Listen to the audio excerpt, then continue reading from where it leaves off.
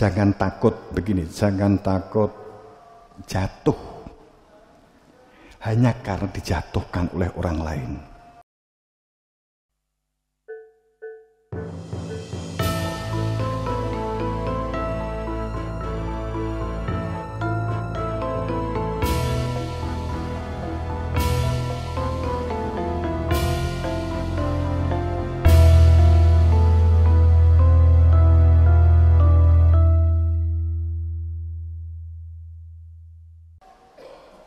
Dan pada saat kehidupan yang kita lakukan ini perihal sebuah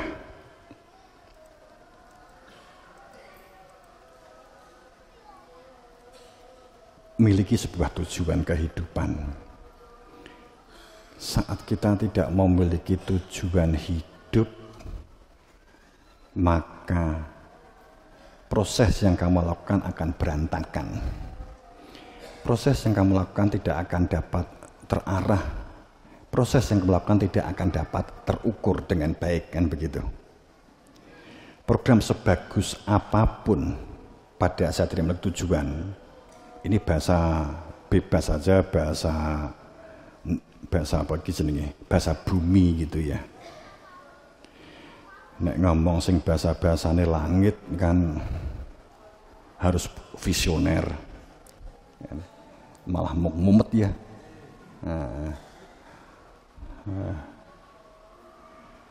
Harus ada punya goal setting kan gitu. Apa kuwi? Jadi kehidupan itu memiliki tujuan, memiliki sebuah tujuan.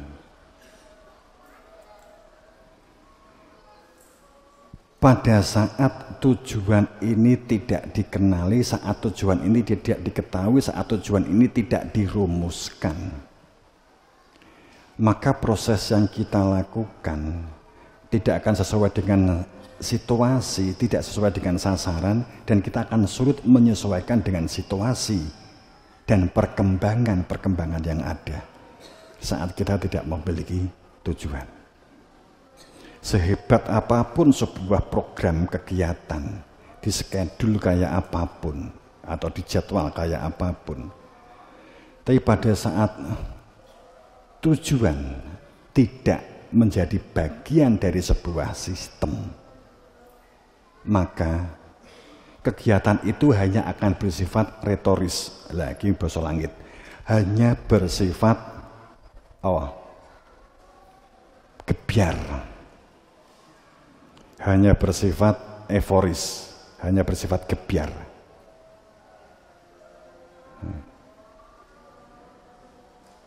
Blah, begitu kayaknya ada kegiatan sangat besar, meriah, tapi setelah itu nggak ada bekas-bekasnya sama sekali. Tujuan tentu yang kemudian diikuti dengan sebuah sistem. Tujuan induk, kemudian tujuan parsialnya begitu. Fa'aina tadhhabun. Saya berbicara tentang tujuan. Kemudian saat kita merasa punya tujuan, akan tapi tujuan itu salah. Tujuan ini salah. Saya membaca di, mohon maaf teman-teman saudara Kristiani atau mungkin Katolik, tapi saya lupa ayat-ayatnya di mana. Kemudian ada satu sejarah bahwa setelah Nabi Isa wafat,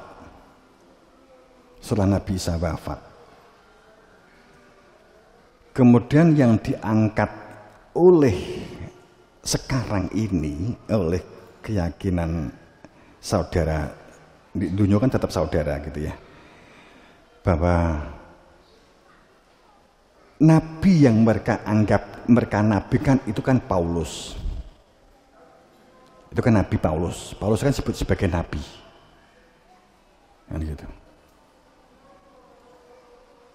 Tapi saya nggak sebut konteks atau dasar dalilnya, saya nggak sebutkan ya, Karena saya tidak ingin kontradiktif dengan ini, tapi saya hanya memberikan contoh begitu. Dan sekaligus untuk menjadi pemikiran sebagai sebuah sampling. Bukan makna skeptis.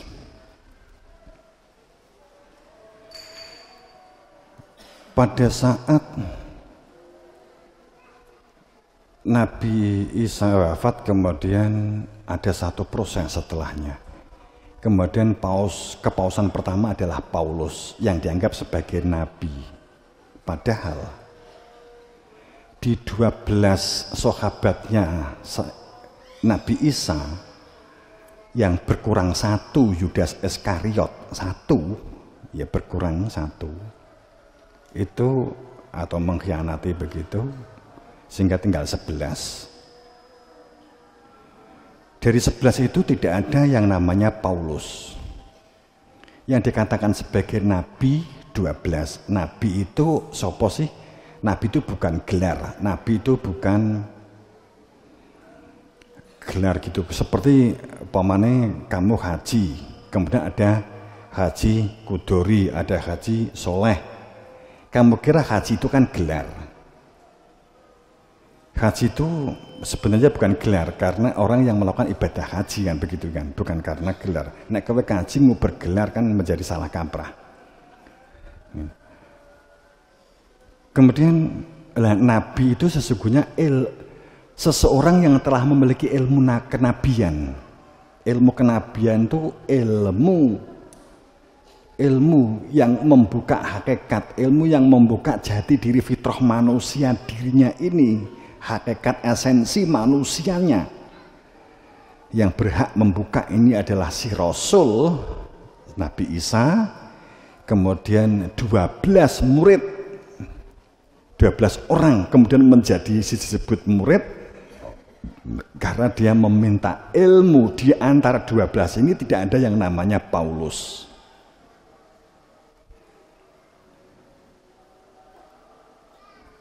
Pada saat waktu tertentu akhirnya terjadi, kalau ini ceritakan panjang banget sebenarnya, ya panjang lah. Saya ringkas saja, bla bla bla bla bla bla bla bla bla bla, lah bayang ke dewi, bulah ruwet. Ya. Bla bla bla bla, akhirnya terjadi murder, terjadi pembunuhan atau katakanlah ada sesuatu. Akhirnya Paulus, setelah orang-orang yang dianggap setia kepada Isa dibunuh agar dia bisa sendirian, akhirnya setelah itu dia madeg, kan begitu, contoh. Kemudian diikuti sampai sekarang. Kalau awalnya sudah tidak tepat tujuan itu, kemudian bagaimana lanjutannya? Kan begitu. Saya khawatir kayak Islam yang ngono, kan gitulah.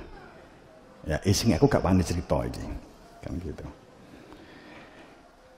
Karena mungkin tinggal seperti Nabi Ibrahim, awal ceritanya sudah dikatakan bahwa Nabi Ibrahim itu ngembruk nih batu dianggap sebagai patung. Maka seluruh umat Islam Anda ini langsung memahami dakwahnya Nabi Ibrahim itu adalah ke patung-patung, kan begitu. Nabi Ibrahim itu dakwah di patung. Kowe gak gelem Islam, gak gelem melu dadi umatku, tak bacok, ya mesti meneng jenenge patung. Mesti diem gitu loh. Menang Nabi Ibrahim. Semua patung terjatuh gitu loh. Patung sing gede mungkin nafasnya Nabi Ibrahim wis entek.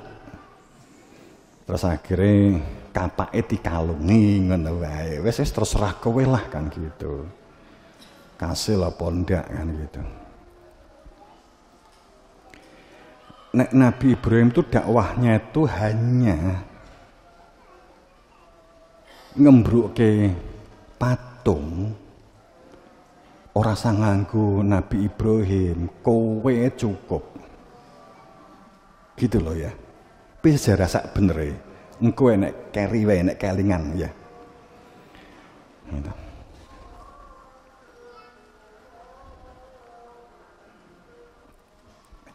Kayak korban kan juga begitu, Nabi Ismail disembelih. sebelah. Terus karo Gusti Allah diganti dadi wedhus. Dadi belah gulune jan Nabi mentolo kae, tapi karena perintah ya. Dibelah merem, saya yakin mesti merem. Belah anak mbok dibelah klekek, alhamdulillah mbok somlek tibake kok suarane anakku mbek kan gitu.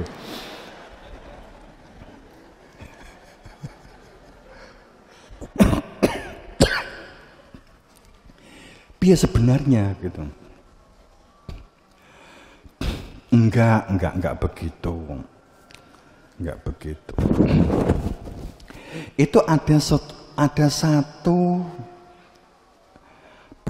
perilaku stigma, ada perilaku bias, ada perilaku menutup kebenaran, sehingga itu diungkap sepertinya legend, sesuatu yang luar biasa, gitu ya, sesuatu yang luar biasa, sehingga orang itu pada menerima cerita sejarah ini langsung dia akan mengatakan exact, kan begitu.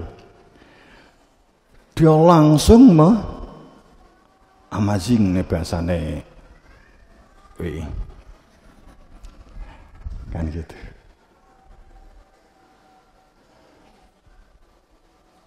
Pada saat jadi ada satu cerita terstigma atau terbias karena untuk menutup kebenaran sampai kemudian dibakar dan seterusnya bla bla bla bla begitu.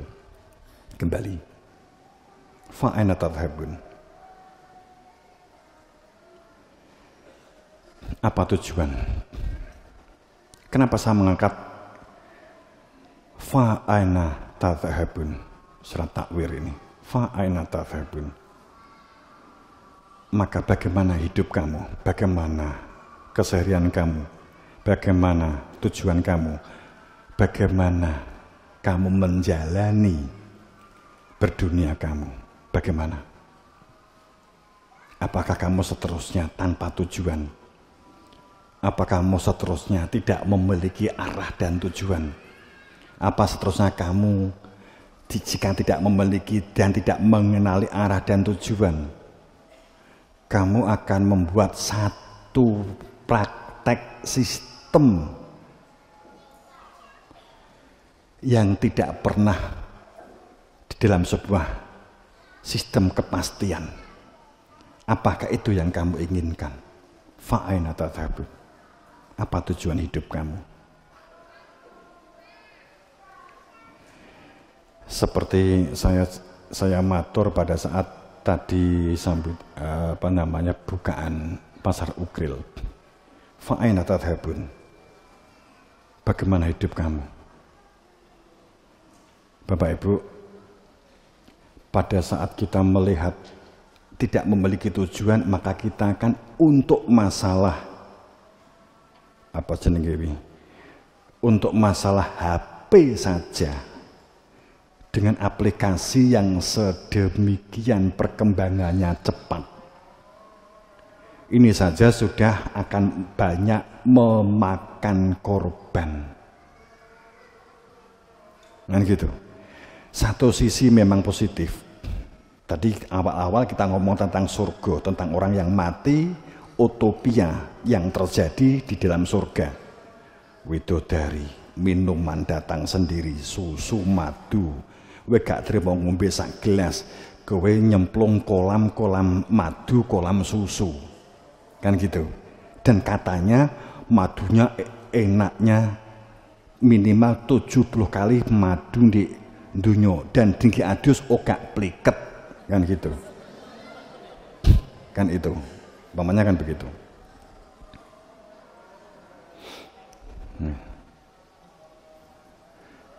Utopia itu sebenarnya adalah keinginan manusia untuk mewujudkan satu sistem utopia.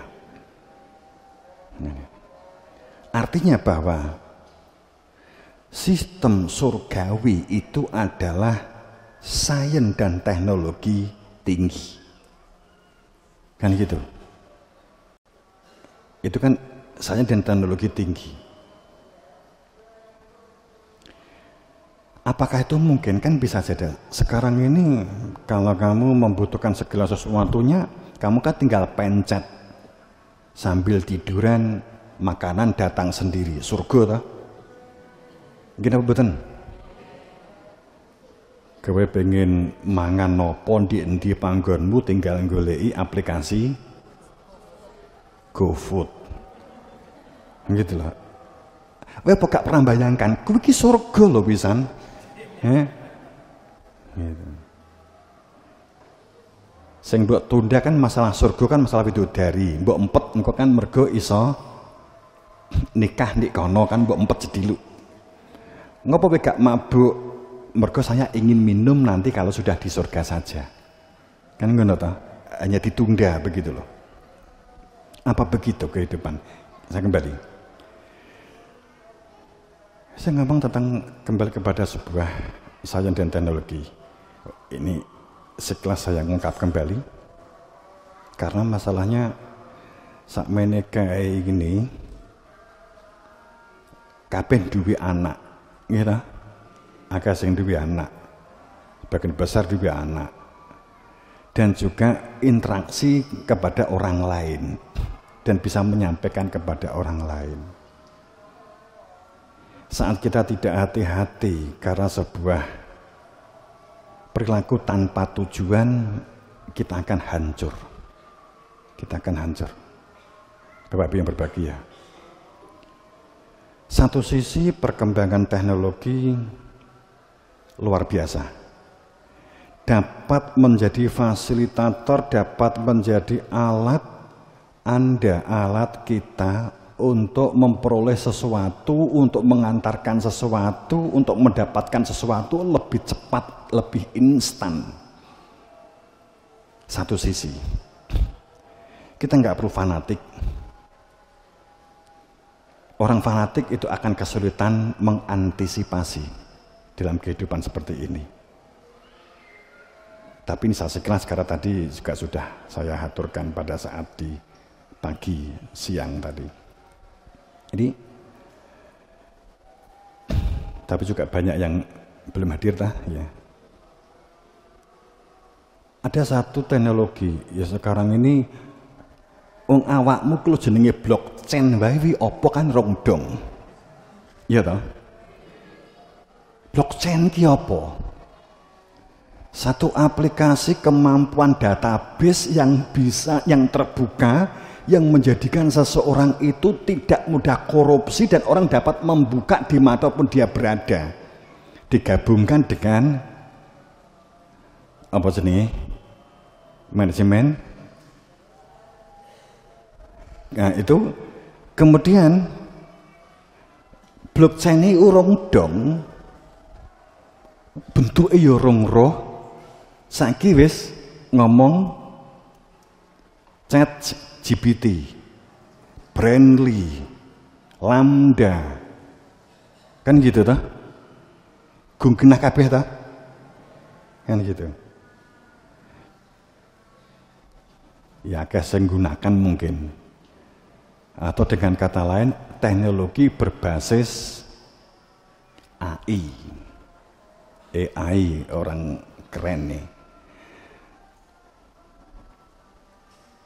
Kemudian keluarga, orang tua ini harus mengantisipasi loh ya terkait dengan perkembangan ini, mengikuti walaupun bukan berarti karena produk AI itu sudah banyak sekali. Produk AI itu sudah banyak sekali beredar di antara kita yang sering kamu gunakan saat kamu OTW satu, saat kamu mendatangkan Gojek itu pasti kamu menggunakan AI. AI itu apa toh? Artificial intelligence itu apa? Rekayasa kecerdasan. Gitu. Kecerdasan buatan. Original. Tapi definisi intelijen ini memang panjang lebar sih. Komponennya enggak gampang gitu ya. Ya, yang penting itu namanya intelijen itu bisa komunikasi. Mesin kena dijak komunikasi begitu loh ya. Mesin sudah dapat dijadikan komunikasi dan bahkan melayani kebutuhan-kebutuhan umat manusia.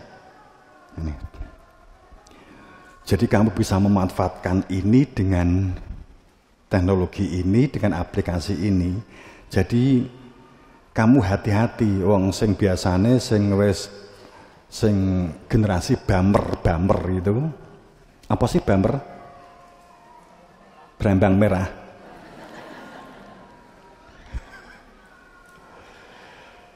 Jadi generasi-generasi yang sudah sepuh, yang sudah ya seperti saya, ini sudah generasi bamer, sudah generasi tua. Gitu. Ya, pada saat melihat perkembangan AI dengan kecanggihan dan fasilitas tools yang telah ada yang disiapkan bagi kelangsungan kehidupan umat manusia, atensi kamu, perhatian kamu habis, perhatianmu habis untuk hanya sekedar men-scroll gambar-gambar dan video pendek. Kenapa buatan?